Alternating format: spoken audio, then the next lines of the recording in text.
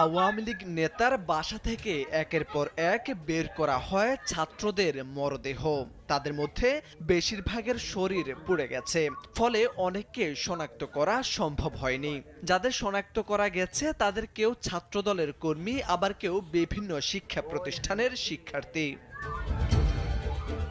৫ August রাত ২:৩০টার দিকে সেনাবাহিনীর সদস্যদের উপস্থিতিতে ফায়ার সার্ভিসের সদস্যরা পড়ে যাওয়া ভবনে তল্লাশি চালান।